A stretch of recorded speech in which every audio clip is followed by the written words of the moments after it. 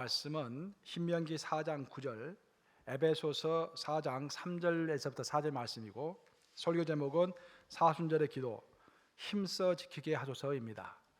제가 봉독해 드리겠습니다. 오직 너는 스스로 상가며 내 마음을 힘써 지키라. 그리하여 내가 눈으로 본 그 일을 잊어버리지 말라.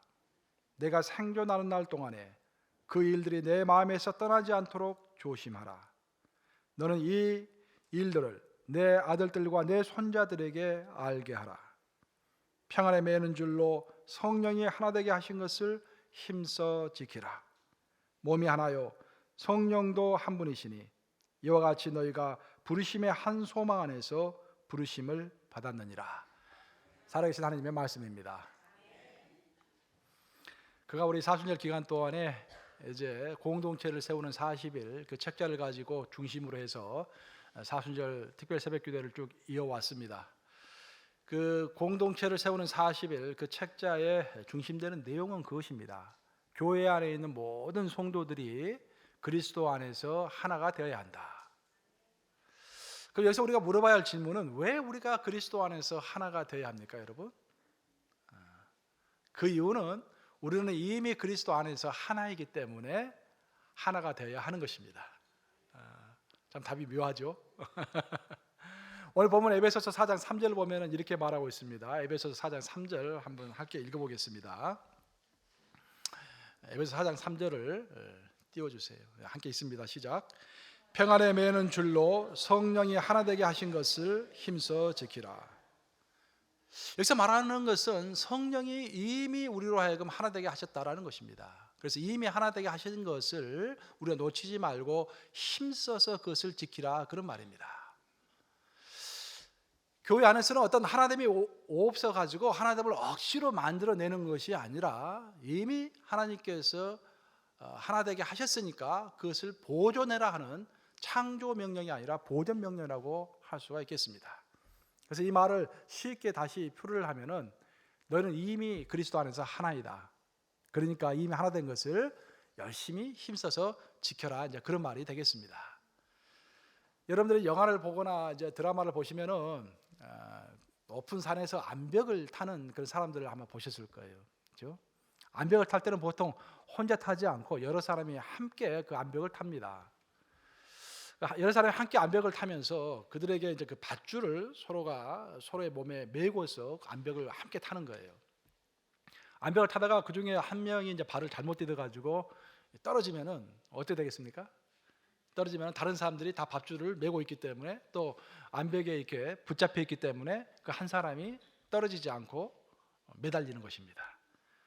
한 사람이 살아나는 거예요. 바로 이것이 사랑의 띠로 엮어진 공동체다, 생명 공동체다라는 그런 이야기를 실감 있게 표현하는 그런 장면이라고 할 수가 있겠습니다. 우리 모두는 생명 공동체입니다. 어떤 한 목표를 향해서 암벽을 타는 것과 같이 사랑의 띠로서 같이 줄을 메고서 이렇게 암벽을 하나씩 올라가는 것입니다. 그런데 이게 암벽을 이제 함께 올라갈 때 참 조심해야 할 것 중에 하나는 뭐냐면은 그 암벽을 타는 모든 사람들이 같은 목표를 가지고 있어야 한다라는 거예요. 우리가 암벽 A를 향해서 가는데 어떤 사람들은 그냥 나는 암벽 A가 싫다, 나는 암벽 B를 가겠다라고 다른 길로 가면은 굉장히 위험합니다. 또 그뿐만 아니라 암벽을 함께 타고 올라갈 때 거기에는 어떤 규칙이 있겠죠. 등반의 규칙이 있을 것입니다. 3분 올라가고 1분 쉬는 그런 규칙인데 어떤 사람들은 아니야, 나는 5분 타고 1분 쉴 거야 라고 하면은 이 암벽에 타는 그 대열이 흐트러지는 것입니다. 그러면서 그 소수의 사람이 암벽에서부터 떨어지면서 거기에 있는 모든 사람들이 함께 암벽에서 떨어질 수가 있는 것입니다. 바로 그래서 사랑의 띠로 엮어진 공동체가 어떤 암벽을 타려고 이제 했을 때는, 어떤 목표를 향해 나아갈 때는 우리가 꼭 힘써 지켜야 할 것들이 있는 것입니다. 그래서 숙지하고서 함께 이제 등산을 해야 합니다. 오늘 본문은 바로 우리가 이렇게 무엇을 함께 힘써 지켜야 할 것인지 그 함께 힘써 지켜야 할 것들을 소개하고 있는 그런 대목이라고 하겠습니다. 오늘 본문에 보시면 무엇보다도 우리가 암벽을 함께 타고 올라갈 때 가장 먼저 지켜야 할 것은, 교회 공동체로서 가장 먼저 지켜야 할 것은 각자의 마음을 힘써 지켜야 한다라고 본문은 소개합니다. 신명기 4장 9절 말씀인데 우리 신명기 4장 9절 말씀 함께 읽어보겠습니다. 시작.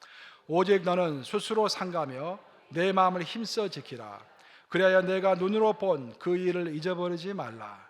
내가 생존하는 날 동안에 그 일들이 내 마음에서 떠나지 않도록 조심하라. 너는 그 일들을 내 아들들과 내 손자들에게 알게 하라. 여기서 하나님께서 하시는 말씀은 뭐냐면은 모세를 통해서 하시는 말씀은 너는 스스로 상가며 내 마음을 힘써 지키라라는 거예요. 그러면서 너가 눈으로 봤던 것들을 잊어버리지 않도록 내 마음을 힘써 지키라. 이 말은 하나님께서 이스라엘 민족에게 어떤 은혜를 베풀어 주시고 기적을 베풀어 주셨는데 너희들이 눈으로 본 그 기적을 잊어버리지 않도록 내 마음 스스로 굳게 지키라, 그런 말입니다. 아시다시피 이스라엘 민족이 이제 출애굽했을 때, 애굽에서 탈출했을 때 그들이 이 홍해바다를 건너게 되었어요. 하나님께서는 홍해바다를 가르셨습니다. 그 큰 기적이 일어나는 것을 이스라엘 민족들이 보면서 깜짝 놀랐어요. 야, 하나님 대단하시구나 라고 그 홍해바다를 건넌 다음에 너무 기뻐가지고 춤추면서 하나님을 찬양했습니다. 그렇게 하나님을 춤추면서 찬양했던 사람들이 며칠 만에 하나님을 또 불평합니까? 기억하세요? 단 3일 만에 물이 없다고 하나님을 불평합니다. 그 하나님의 기적을 보면서, 홍해바다를 가르는 그 엄청난 기적을 보면서 하나님을 축복하고 하나님의 찬양했던 사람들이 단 3일 만에 하나님을 불평하게 되는 것입니다. 바로 그래서 생긴 게 무슨 예배다? 수요 예배가 바로 그래서 생긴 거예요. 수요 예배 유래를 아시겠어요, 여러분들? 오늘 이렇게 아무리 은혜를 받아도 그 은혜가 3일 가기가 힘듭니다. 그래서 그 3일 예배가 이스라엘 민족이 3일 만에 하나님을 불평했다라는 그런 근거에서 생겼다라는 그런 이야기가 있습니다. 사실인지 아닌지는 모르겠어요. 근데 성경적인 근거는 확실히 있는 거예요. 근데 이런 패턴이 한순간에 이제 끝나는 것이 아니라 이런 패턴이 계속 40년 동안 지속이 됐어요.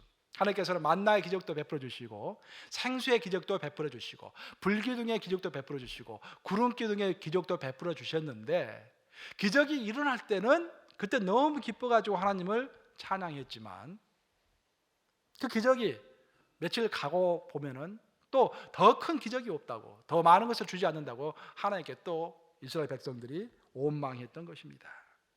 그래서 우리 하나님께서 진단하시기를 우리 인간은 스스로가 자신의 마음을 힘써 지키지 않으면 항상 위험하다라고 해서 하나님께서 이스라엘 민족에게 명령하시기를 너희는 항상 스스로의 마음을 힘써 지키라라고 말씀하시는 것입니다. 교회 생활도 마찬가지예요. 교회 생활도 우리가 사실 이렇게 예배 드리면서 은혜 받고 또 소그룹 하면서 은혜 받고 또 하나님의 임재를 체험하고 은혜를 많이 받습니다. 근데 그 은혜를 우리 스스로가 귀한 것으로 여기고 그 은혜를 스스로 열심히 지키지 않으면은, 또 그 은혜를 간직하지 않으면은 우리 또한 쉽게 넘어질 수가 있는 것입니다. 우리 교회에 얼마나 그런 일들이 많습니까? 아, 목사님 정말 큰 은혜 받았어요. 그리고 하나님의 임재를 크게 체험했습니다 라고 이렇게 간증하고 고백하는데 한 2년 후 보면은 갑자기 성도가 보이질 않아요. 그런 경우가 참 많은 것입니다. 그런 경우가 다른 사람의 경우일 뿐만 아니라 바로 나의 경우가 될 수 있다라는 그런 이야기입니다. 그래서 우리는 항상 하나님의 은혜를 힘써 간직해야 할 줄로 믿습니다. 힘써 간직하셔야 돼요. 우리 가운데 정말로 하나님의 은혜가 없다면은 하나님의 은혜 없이 이 자리에 앉아 있을 수가 없습니다. 여러분들 구원받은 것 그 전체가 하나님의 은혜 때문에 여러분들이 구원받은 것입니다. 그 은혜 때문에 하나님의 교회에 참석하는 것이고 그 은혜 때문에 이렇게 뉴욕감역에 앉아서 같이 예배 드리는 것입니다. 그래서 사도 바울은 그 제자인 디모데에게 말하기를 하나님의 은혜 안에서 강하라고 했습니다. 왜냐? 왜 우리가 은혜 안에서 강해하느냐? 은혜는 그 어떤 오만과 불평보다도 훨씬 더 강력하기 때문입니다. 또 하나님의 사랑은 그 어떤 절망보다도 훨씬 더 깊기 때문입니다. 그래서 우리가 강력하게 정말 마음을 지키고 강력하게 붙잡아야 할 것은 하나님의 은혜와 하나님의 사랑인 것입니다. 그런데 많은 사람들은 세월이 흐르면서 우리 영혼 가운데 쌓이는 은혜와 하나님의 사랑보다도 세상에서 듣는 것들, 세상의 판단, 세상의 갈등, 그런 것들을 우리 마음속에 더 많이 축적하는 경우가 생깁니다. 그러면서 하나님의 은혜의 축적보다도 세상에서 얻는 그런 갈등과 번뇌가 훨씬 더 우리 마음속에 더 많기 때문에 우리는 곧 불평하는 사람이 될 수도 있는 것입니다. 그래서 우리 모두에게 해당되는 이야기입니다. 사실 하나님께서 우리의 인생을 설명하실 때 하나님께서 우리에게 원하시는 우리의 인생은 어떤 좋은 인생이 아니라 은혜를 충만하게 받는 깊이 있는 인생입니다. 그래서 그런 이야기를 하죠. Not to life better, but to life deeper. 그러니까 우리의 인생, 하나님께서 원하시는 인생이라는 것은 우리가 어떤 것을 많이 풍족하게 받는 것도 중요하지만 하나님의 은혜를 깊이 잊지 않고 깊이 내 마음속에 새기면서 내 인생이 깊어지는 것, 그런 인생을 하나님께서 원하시는 거예요. 교회도 마찬가지입니다. 교회의 목표가 무엇일까요, 여러분들? 교회의 목표가 커지는 것일까요, 여러분? 물론 커지는 것이 나쁜 것은 아니지만 교회의 목표는 커진다기보다는 교회의 목표는 성도들이 깊어지는 것입니다. 내가 하나님 앞에 죽어서 하나님 앞에서 심판받을 때 하나님께서 강 목사, 너 왜 몇만 명 되는 교회를 만들지 못했냐라고 꾸중하지 않으실 거예요. 만약 꾸중하신다면 내가 왜 성도 하나하나를 알곡으로 만들지 못했느냐, 그런 이야기를 되게 물어보실 거라고 저는 생각합니다. 사실 주님께서 원하시는 능력이 있는 교회라는 것은 주변에 나오는 통계치가 아니라 기쁜 성도들의 숫자입니다. 그래서 다윗이 고백할 때 그런 고백을 했습니다. 다윗은 내 인생을 통 털어가지고 제일 중요한 것을 생각해 봤더니 나는 이런 것이라 생각합니다 라고 고백했던 것이 27장 10편 27편 14절입니다. 10편 27편 14절을 통해서 다윗이 그런 고백을 했습니다. 우리 함께 읽어보겠습니다. 10편 27편 4절 함께 읽어보겠습니다. 시작. 내가 여호와께 바라는 한 가지 일, 그것을 구하리니 곧 내가 내 평생에 여호와의 집에 살면서 여호와의 아름다움을 바라보며 그의 성전에서 사모하는 그것이라. One thing I ask from the Lord. 그러니까 바울의 인생을 살아보니까 여러 가지 필요 없고 단 한 가지가 필요하더라는 거예요. 그래서 그 한 가지를 하나님께 구하겠다라는 것입니다. 그 한 가지는 뭐냐면 내가 그리스도 하나님의 전에서 살면서 그리스도의 그 아름다움을 바라보고 사모하는 것, 그것을 내 평생에 했으면 좋겠습니다. 이것 이상으로 인생에서 더 중요한 것은 없습니다. 이렇게 고백했던 거예요. 바로 이것이 우리 지상의 교회의 목적일 뿐만 아니라 천국에서의 교회도 똑같은 목적을 가지고 있습니다. 우리가 요한계시를 읽어보면 하늘에서 모든 천사와 또 우리 거기에 하나님의 존전 앞에 있는 모든 사람들이 하나님을 찬양하는 그런 장면을 우리가 보게 됩니다.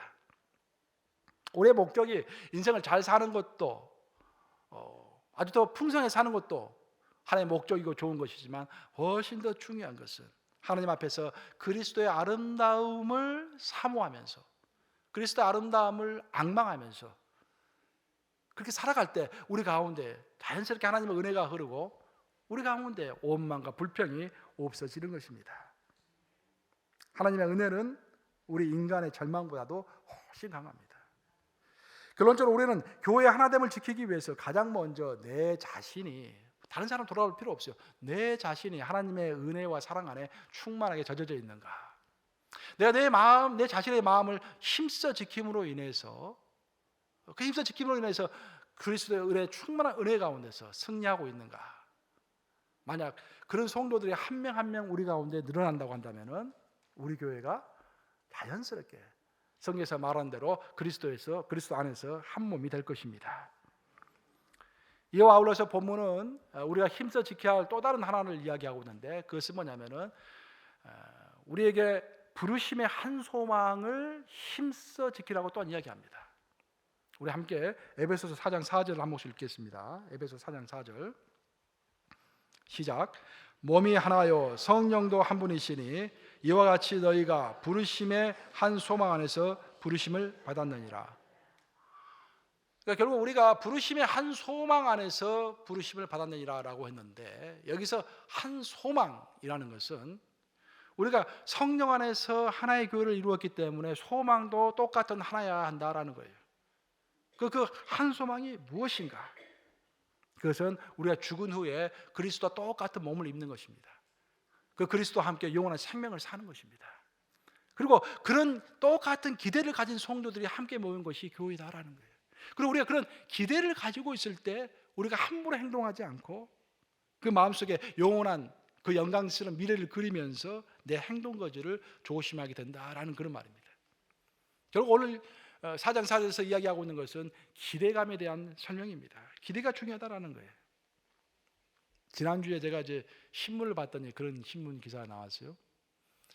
14세의 테슬라가 114년 역사의 자동차 제국을 넘어서다라는 그런 기사가 나왔어요. 그래서 내가 이제 무슨 말인가 하고 읽어봤더니, 여러분 전기 자동차 만드는 테슬라라는 회사 아세요? 전기 자동차를 만드는 테슬라라는 회사가 설립한 지 14년 되었대요. 근데 그 14년 만에 그 주식 총액이 114년 역사의 포드 자동차보다 훨씬 더 높아졌다는 거예요. 사람들이 깜짝 놀랐어요. 더 놀란 이유는 뭐냐면은 그 14년 된 테슬라가 작년에 팔았던 자동차가 그 포드 자동차의 한 100분의 1 정도밖에 안 됩니다.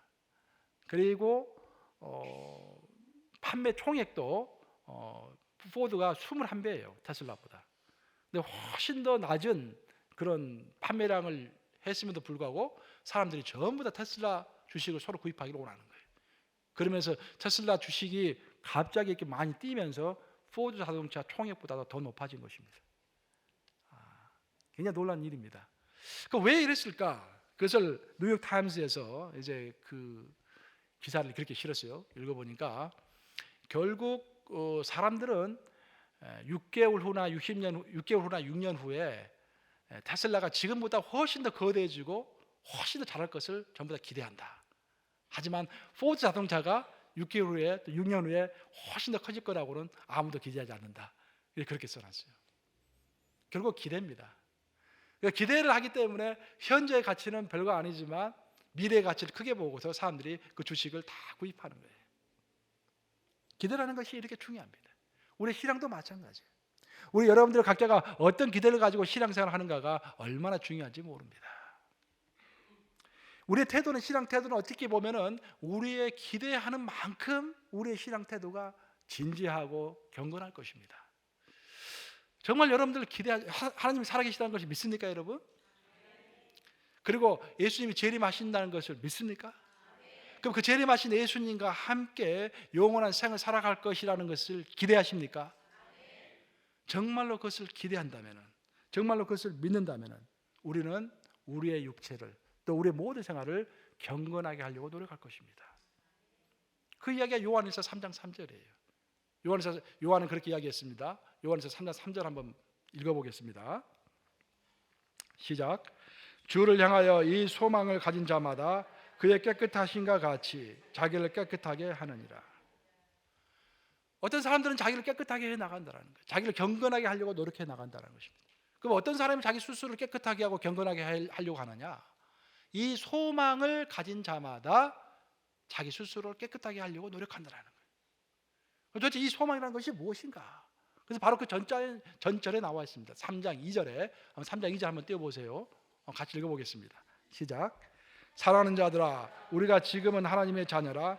장래 어떻게 될지는 아직 나타나지 아니하였으나 그가 나타나시면 우리가 그와 같은 줄을 아는 것은 그의 참모습 그대로 볼 것이기 때문이니.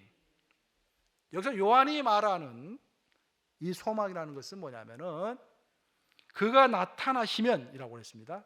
즉 예수님이 재림하시면은 우리가 그와 같은 줄을 아는 것은, 그와 똑같은 영생의 몸을 입을 것을 아는 것은 이라고 했어요. 그래서 예수 그리스도께서 재림하시면 그와 똑같은 영생의 몸을 입고 그와 함께 영원한 생명을 누릴 것이다 라는 것을, 그 소망을 붙잡고 사는 사람은 이 땅에서 그날을 기다리면서 자기를 스스로 깨끗하게 한다라는 거예요. 결국 교회의 아름다움, 교회의 정말 아름다운 하나됨을 지켜가는 사람은 이런 기대와 소망이 있는 사람입니다. 반면에 그리스도의 몸된 교회의 하나됨을 정말 함부로 파괴해 나가려고 하는 사람은 이런 소망이 무엇인지 모르는 사람이에요. 이 소망에 관한 기대감이 없는 것입니다. 그리고 그 영원한 그 영광스러운 미래 앞에서 두려움도 없는 사람입니다. 우리는 타인을 탓하기 전에 내 스스로를 돌아봐야 할 줄로 믿습니다. 그러니까 우리가 뭐 다른 사람을 보면서 왜 저 사람이 저렇게 행동하나, 왜 저 사람이 저렇게 미래를 믿지 않나, 예수님의 제 이름을 믿지 않나, 그렇게 돌아볼 필요 없이 내 스스로를 돌아보면 돼요. 제가 지난주 설교할 때도 우리 한 사람이 중요하다고 했지 않습니까? 한 사람이 주님께 헌신함으로 그 사람을 통해서 닮은 사람이 많이 생겨나고, 그 닮은 사람이 많이 생겨남으로 인해서 교회가 힘을 얻듯이, 결국 우리가 스스로를 내 스스로 한 사람이 깨끗하게 해나가면, 또 주님 앞에서 나 한 사람이 경건하게 해나가면 그 경건이 퍼져나감으로 온 교회가 하나 될 줄로 믿습니다. 이제 말씀을 마무리합니다. 실천하는 독일의 신학자 유명한 보네퍼가 그런 말을 했습니다. 영적 공동체 안에서는 성경과 성령이 빠진 인간과 인간의 직접적인 관계가 있을 수가 없다. 다시 한번 말씀해 드릴게요. 영적 공동체 안에서는 성경과 성령이 빠진 인간과 인간 사이의 직접적인 관계란 있을 수가 없다. 다시 말해서 교회에 성경의 기준과 성령의 주도권이 빠진 어떤 교회의 행사, 어떤 교회의 회의, 어떤 교회의 예배가 있을 수 없다는 거예요. 더 나아가서는 교회 안에서 이루어지는 모든 인간관계, 울림가족을 통해서 만나는 인간관계가 되었든지, 개인과 개인이 만나는 인간관계가 되었든지, 찬양들을 통해서 만나는 인간관계가 되었든지, 그 모든 교회에서 나는 모든 일 가운데에서는 항상 두 가지 기준이 필요한데, 첫째는 성령의 기준과 두 번째는 성령의 주도하심, 성령의 이끄심이 필요하다라는 거예요. 이 두 가지가 없으면 교회는 혼동이다라는 것입니다. 만약에 여기에 피아노 100대가 있다고 생각해 보세요, 여러분들. 피아노가 100대가 있는데 그 피아노를 이제 음을 똑같이 맞추려고 해요. 그럼 어떻게 맞춰야 합니까? 그 피아노끼리 이렇게 맞춰가지고 음을 맞추어가지고 하나씩 맞춰서 똑같이 맞출 수 있을까요? 절대로 똑같이 맞출 수 없어요. 100대이기 때문에. 피아노 100대가 있는데 그 피아노 음을 100대의 음을 똑같이 맞추려면 절대음을 가진 튜너가 필요합니다. 그 튜너를 들이대면서 음 하나하나를, 피아노 하나하나를 음을 맞춰 나가면 나중에 똑같은 화음을 내게 되는 것입니다. 우리 교회에서의 튜너라는 거, 교회에서 절대음은 바로 성령 말씀입니다. 그리고 성령의 인도하심이에요. 살아계신 성령께서 우리를 인도하시는 그 인도하심입니다. 만약 우리가 성령과 성령의 기준을 따르지 않고 인간의 지혜로 우리가 예배드리고 인간의 지혜로 회의하고 인간의 지혜로 교회 프로그램 하면은 결코 우리 가운데 하나가 있을 수가 없습니다. 어떤 정신병원에 아주 난폭한 정신병자들 한 100여 명이 있었대요. 근데 그 직원이 한 3명밖에 없어. 그래서 사람이 물었습니다.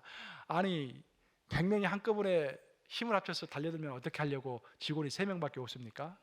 라고 했더니 그 직원이 그렇게 답변하더래요. 걱정할 거 하나도 없습니다. 정신병자들은 결코 단합하지 않습니다. 한꺼번에 모여드는 법이 없습니다. 왜냐하면 그들 가운데는 어떤 공통된 룰이 없고 공통된 규칙이 없고 공통된 목표가 없기 때문에 절대로 단합해서 한꺼번에 달려드는 일이 없다라는 그런 말입니다. 만약 우리가 성경과 성령으로 이렇게 하나 되지 못한다면, 또한 보이지 않는 하나님을 믿는 믿음 대신에 인간의 지혜로만 우리의 모든 일을 주장한다고 한다면 그 공동체는 결코 하나가 될 수 없는 것입니다. 바로 이런 내용들을 우리가 지난 사순절 기간 동안에 새벽마다 같이 함께 살펴보았습니다. 사실 우리가 그리스도 안에서 어떻게 하나 될 것인가, 그래서 이미 우리가 하나 되었기 때문에 하나 되려고 노력한다기보다는 하나 되는 것을 지켜가는 것이다. 첫 번째 우리의 마음의 스스로의 마음이 은혜로부터 떠나지 않도록 지켜가는 것이 필요하고, 우리가 하나님께서 이미 주신 미래에 관한 약속, 미래에 관한 소망, 그것을 지켜갈 때 스스로가 스스로를 깨끗하게 하려고 노력하기 때문에 교회 공동체는 자연스럽게 그 안에서 하나가 되는 것이다. 하지만 여기서 여러분들이 또 하나 잊지 말아야 할 것은 교회 하나 되면 성령의 인도하심으로 또한 자동적으로 이루어지는 것이 아니다라는 것입니다. 일정 부분은 또한 우리가 열심히 노력해야 할 부분이 있기 때문에 힘써 지키라고 이야기합니다. 흔히 사람들은 교회가 인간을 거룩하게 만든다고 생각합니다. 맞습니까 여러분? 교회가 인간을 거룩하게 만든다. 맞기도 하고 틀리기도 해요.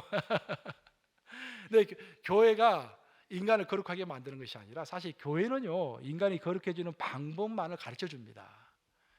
그 방법을 가르쳐 주었을 때 그것을 받아들이는 사람이 거룩하게 삶으로 인해서 교회가 거룩해지는 거예요.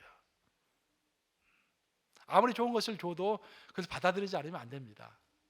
교회는 거룩하게 되는 방법을 선포하는 것이고, 그 선포를 받은 사람들 한 명 한 명이 변하면서 교회는 거룩해지는 것입니다. 마찬가지로 사람들이 가지고 있는 치명적인 오해 중에 하나는, 교회에 오면 진실한 인간들을 만날 수 있겠지, 교회 가면 자동적으로 진실한 교제가 이루어지겠지, 전부 그것을 생각해요. 그 생각하면서 교회에 옵니다. 전부 사람들이 이 교회 가면은 아주 내가 진실한 사람들, 아주 순수한 사람들을 만날 수 있겠지, 그 기대를 가지고 왔다가 많이 깨져요. 보면 그게 아니거든 이게. 예. 하지만 사실은 내가 먼저 진실한 인간이 되기로 작정을 했을 때, 그때 주위 사람들의 진실한 관계가 보이고 주위 사람들의 진심이 이해가 되는 것입니다. 내 스스로가 진실해지지 않으면은 결코 교회 공동체 안에서 진실한 관계를 만들 수가 없는 것입니다. 자, 말씀을 정리합니다. 교회 하나됨은 우리가 지킬 것을 열심히 힘써 지킬 때 교회 하나됨이 자동적으로 유지가 되는 것입니다. 첫 번째로 지켜야 할 것은 우리의 마음을 지키는 것입니다. 하나님께로부터 받은 은혜를 절대 잊지 않도록 마음을 힘써 지켜야 합니다. 두 번째로 지켜야 할 것은 그리스도 안에서 우리가 약속받은 우리의 미래에 관한 소망을, 또 기대를 힘써 지켜야 합니다. 또한 세 번째로 우리는 그리스도 안에서 성령의 기준과 성령의 인도하심을 힘써 지켜야 합니다. 이렇게 힘써 지키심으로 성령이 이미 하나 되게 하신 교회를 영광스럽게 해나가시는 여러분 되시기를 우리 주님의 이름으로 축복합니다. 아멘. 자, 함께 기도하시겠습니다.